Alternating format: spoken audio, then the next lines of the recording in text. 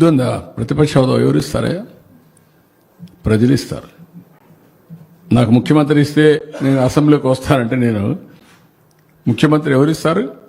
ప్రజాస్వామ్యంలో ప్రజలు ఓట్లేస్తారు. ఏ పార్టీని ఎక్కడ కూర్చొని పెట్టాలో వాళ్ళు డిసైడ్ చేస్తారు. మీరు చేసిన అరాచకాలు అన్యాయాలు చూసిన తర్వాత మీరు ప్రతిపక్ష హోదా కూడా తగరనే ఉద్దేశంతో 11 సీట్లు ఇచ్చారు. ప్రతిపక్ష పార్టీ కావాలంటే ఎన్ని సీట్లు కావాలి? 18 కావాలి. 18 ప్లస్ 19 కావాలి. 17.5 ప్లస్ 1 18.5 19 కావాలి. 19 ఉంటే వస్తుంది. అప్పుడు ఇవ్వరు.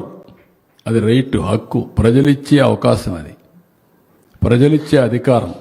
రాజకీయ ప్రభుత్వం ఇచ్చేది కాదు. ఇవన్నీ ఇంత మునుపు 94లో కాంగ్రెస్ పార్టీ ప్రతిపక్ష హోదా ఇవ్వలేదే. 26 మంది గెలిచారు. అప్పుడు ఇవ్వలేదు. ఎందుకు ఇవ్వలేదు? వాళ్ళు అడగలేది, మేము రావనలేదే. వాళ్ళు అప్పుడు వాళ్ళకు ప్రజాస్వామ్యం అంటే తెలుసు కాబట్టి. బెదిరిస్తే వచ్చేదనుకుంటే ఎట్టవుతుందండి? ఎక్కడ బెదిరిస్తావు? ఎందుకు ఇస్తారు? ఆ రోజులు అయిపోయినాయి. బ్లాక్మెయిల్ చేసే రోజులు కూడా అయిపోయినాయి. ఇంకా మళ్ళా గొలగరాయి డ్రామా, కోడికత్తి డ్రామా, గొడ్డల వేటు డ్రామా. గొడ్డల వేటు గుండెపోటు నేను నమ్మాలా? ఇప్పుడు కూడా నేను నమ్మాలా? నీళ్ళు ఇస్తే నీళ్ళు ఇవ్వలేదని నేను నమ్మాలా? ఎరువు ఇస్తామంటే ఎరువు ఇవ్వలేదని మీరు హైజాక్ చేస్తే మేము మిమ్మల్ని రైతు ఉద్యమంగా భావించి మీకు జోహార్లు కొట్టాలా? వాళ్ళు దగ్గర పెట్టుకొని పనిచేయండి. మీరు బుద్ధి ఉందా? ప్రతిపక్ష హోదా ఎవరిస్తారా? ప్రజలు ఇస్తారు. నాకు ముఖ్యమంత్రి ఇస్తే నేను అసెంబ్లీకి వస్తానంటే నేను ముఖ్యమంత్రి ఎవరిస్తారు? ప్రజాస్వామ్యంలో ప్రజలు ఓట్లేస్తారు. ఏ పార్టీని ఎక్కడ కూర్చొని పెట్టాలో వాళ్ళు డిసైడ్ చేస్తారు.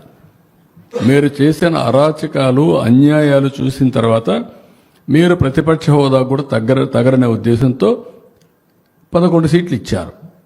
ప్రతిపక్ష పార్టీ కావాలంటే ఎన్ని సీట్లు కావాలి? 18 కావాలి. 18 ప్లస్ 19 కావాలి. 17.5 ప్లస్ 1 18.5 19 కావాలి. 19 ఉంటే వస్తుంది. అప్పుడు ఇవ్వరు. అది రైట్, హక్కు, ప్రజలిచ్చే అవకాశం. అది ప్రజలిచ్చే అధికారం. రాజకీయ ప్రభుత్వం ఇచ్చేది కాదు. ఇవన్నీ ఇంత మునుపు 94లో కాంగ్రెస్ పార్టీ ప్రతిపక్ష హోదా ఇవ్వలేదే. 26 మంది గెలిచారు. అప్పుడు ఇవ్వలేదు. ఎందుకు ఇవ్వలేదు?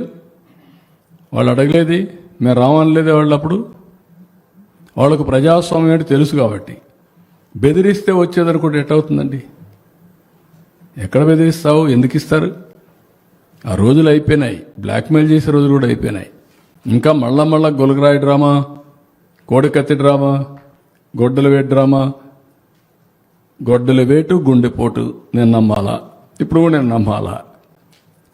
నీళ్ళు ఇస్తే నీళ్ళు ఇవ్వలేదని నేను నమ్మాలా? ఎరువు ఇస్తామంటే ఎరువు ఇవ్వలేదని మీరు హైజాక్ చేస్తే మేము మిమ్మల్ని రైతు ఉద్యమంగా భావించి మీకు జోహార్లు కొట్టాలా? వాళ్ళు దగ్గర పెట్టుకొని పనిచేయండి. మీరు